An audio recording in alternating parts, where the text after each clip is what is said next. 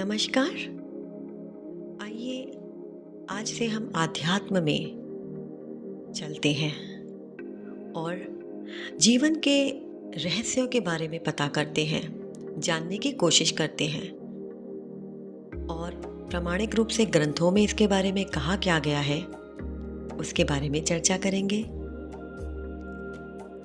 आशा करती हूँ कि अध्यात्म की इस जर्नी में चलकर, इस ऑडियो को सुनकर आपको भी उन रहस्यों के बारे में पता लगेगा जिनके बारे में हम जानते हैं, सुनते हैं, देखते हैं, लेकिन शायद कुछ बातें ऐसी हैं जो कि हमें पता नहीं।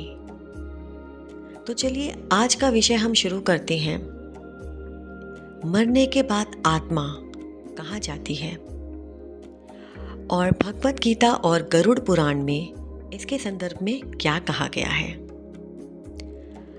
मनुष्य की मृत्यु एक ऐसा रहस्य है जिसे हर कोई जानना चाहता है, लेकिन इससे भी अधिक रहस्यमयी और गूढ़ है मृत्यु के बाद आत्मा कहाँ जाती है और आत्मा की यात्रा। हिंदू धर्म में इस विषय पर गहन विचार किया गया है और प्रमुख ग्रंथ जैसे भगवत गीता और गरुड़ पुराण में इस पर विस्तृत चर्चा की गई है। इन दोनों ग्रंथों में आत्मा की यात्रा, उसके गंतव्य और कर्म के आधार पर उसका मार्ग तय होने के बारे में गहरे दर्शन दिए गए हैं। भगवत गीता में आत्मा की यात्रा। भगवत गीता में श्री कृष्ण ने अर्जुन को बताया कि आत्मा अजर अमर है। आत्मा कभी न तो जन्म लेती है और न ही मरती है। मृत्यु केवल शरीर का अंत है, आत्मा का नहीं। श्री कृष्ण के अनुसार आत्मा को मृत्यु के बाद पुनर्जन्म की प्रक्रिया से गुजरना पड़ता है। कर्म के अनुसार आत्मा को नया शरीर मिलता है और यह चक्र तब तक चलता है जब तक आत्मा मोक्ष प्राप्त नहीं कर लेती। जैसे एक व्यक्ति पुराने कपड़े छोड़कर नए कपड़े पहनता है, उसी प्रकार आत्मा भी पुराने शरीर को छोड़कर नया शरीर धारण करती है। यह चक्र निरंतर चलता रहता है जब तक आत्मा मोक्ष प्राप्त नहीं कर लेती। गरुड़ पुराण में मृत्यु के बाद आत्मा की यात्रा। गरुड़ पुराण में आत्मा की मृत्यु के बाद की यात्रा का विस्तृत वर्णन मिलता है।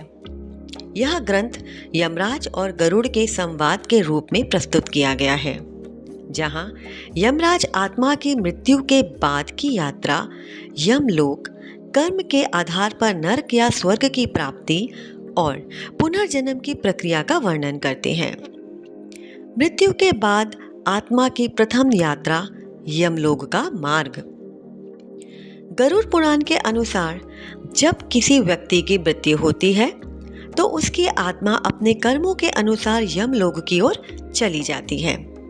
यमलोक तक पहुंचने के लिए आत्मा को वैतरणी नामक नदी पार करनी पड़ती है। यदि आत्मा ने जीवन में पाप किए हैं तो उसे इस यात्रा में अधिकतर कष्ट सहना पड़ता है, लेकिन यदि उसके कर्म अच्छे हैं तो उसे यह यात्रा सरल और सुखद होती है। गरुड़ पुराण में कहा गया है कि पापी आत्माओं को यमदूतों द्वारा जबरन यमलोक में ले जाया जाता है। यह आत्मा के लिए अत्यंत भयानक और भयावह अनुभव होता है। यमदूतों की उपस्थिति ही इतनी भयंकर होती है कि आत्मा डर और कष्ट से भर जाती है।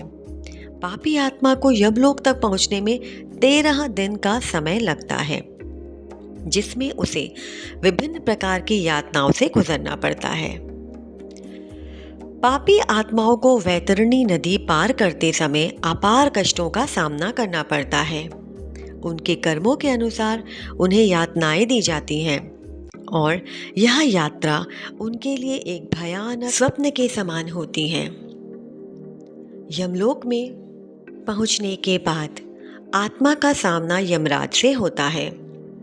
यमराज के दरबार में चित्रगुप्त आत्मा के कर्मों का पूरा लेखा जोखा प्रस्तुत करते हैं। यहाँ आत्मा को उसके कर्मों के आधार पर न्याय दिया जाता है। यदि आत्मा ने जीवन में पुण्य कर्म किए तो उसे स्वर्ग का मार्ग दिखाया जाता है, और यदि पाप किए तो उसे नरक में भेजा जाता है। इस न्याय प्रक्रिया को गरुड़ पुराण में विस्तृत रूप से वर्णन किया गया है। पापी आत्माओं के लिए यह क्षण अत्यंत डरावना होता है, क्योंकि उन्हें अपने कर्मों का परिणाम भुगतना होता है।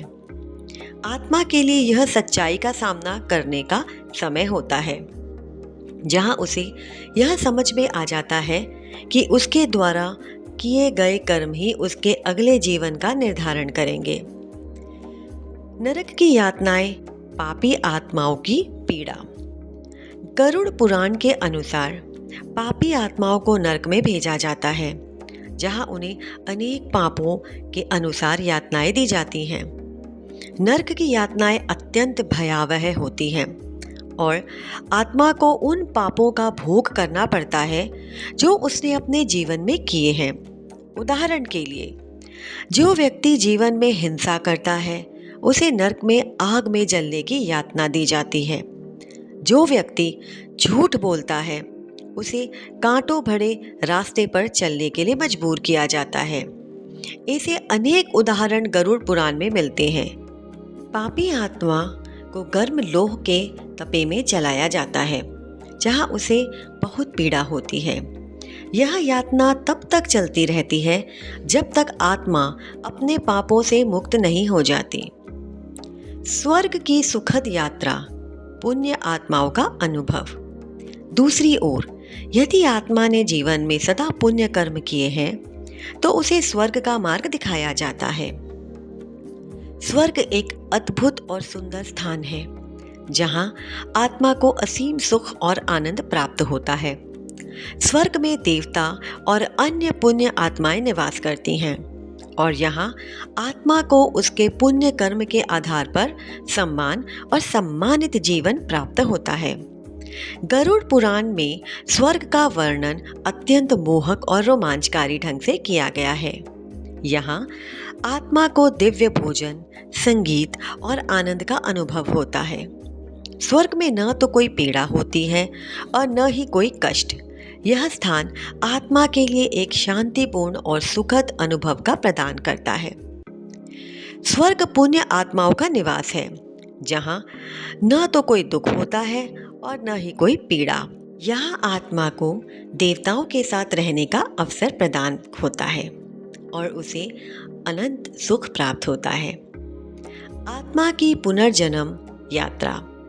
जब आत्मा अपने कर्मों का भोग स्वर्ग या नरक में कर लेती है, तब उसे पुनर्जन्म के लिए भेजा जाता है।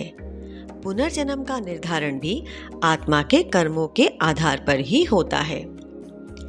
अच्छे कर्मों के आधार पर आत्मा को एक श्रेष्ठ जन्म मिलता है। बुरे कर्मों के कारण आत्मा को निम्न स्तर योनि में जन्म लेना पड़ता है। गरुड़ पुराण के अनुसार आत्मा को पुनः जन्म लेने के लिए 84 लाख योनियों में से किसी एक में प्रवेश करना पड़ता है। इस यात्रा में आत्मा को फिर से एक नए जीवन का अनुभव करना पड़ता है, और यह चक्र तब तक चलता रहता है जब तक आत्मा को मोक्ष प्राप्त नहीं होता। इसीलिए आज जो भी व्यक्ति बुरा कर्म कर रहा है या बुरा कर्म करने के बारे में सोच रहा है, उसे सावधान होने की बहुत ज़रूरत है, क्योंकि चाहे कोई माने या ना माने, चाहे कोई इसे प्रमाणित कर पाए या ना पाए, मगर सत्य तो सत्य ही है। इसमें कोई भी वैज्ञानिक तर्क काम नहीं आएगा। एक साधारण सी बात है, जैसा हम कर्म करेंगे वैसा हमें मिलेगा, और इस जन्म में तो मिलेगा ही, और वही कर्म निर्धारण करेंगे कि हमारा अगला जन्म कैसा होगा। एक सिंपल सी मैं आपको बात बताऊं तो, जैसे आजकल इंसान क्या करते हैं या हर युग में इंसानों ने क्या किया, अपना भूत, भविष्य और वर्तमान सिक्योर करने की कोशिश की। ठीक उसी तरीके से हमें अपना अगला और पिछला जन्म भी सिक्योर करना है। हम ये नहीं बोल सकते कि हम सिर्फ वर्तमान में जी रहे हैं, अगला पिछला कुछ नहीं होता। ये सोचना और कहना बिल्कुल गलत है, क्योंकि आप ज़रा सोचिए, अगर ऐसा होता, अगर कर्म कुछ नहीं होते, अगला पिछला जन्म नहीं होता, तो आज हम अपने आसपास कुछ लोगों को बहुत सुखी और श्रेष्ठ पाते हैं। वहीं दूसरी ओर देखते हैं तो ऐसे लोग भी हैं जिनके पास आज ना रहने को घर है, ना खाने को अन्न, ना तन पे कोई ढकने के लिए कपड़ा, और दुखी जीवन व्यतीत कर रहे हैं। आज कोई जानवर की योनि में है तो कोई उससे भी नीच योनि यानी कि पेड़ की योनि में है। तो ये जो 84 लाख जन्म हैं, इनका अर्थ बहुत गहरा है और कर्म चक्र बहुत गहरा और स्वाभाविक है। आप चाहे इसे सच माने या झूठ या माने ही नहीं, कर्म का फल तो मिलके ही रहेगा और यही आपका हर जन्म निर्धारण करेगा, क्योंकि पुनर्जन्म है और ये सत्य है।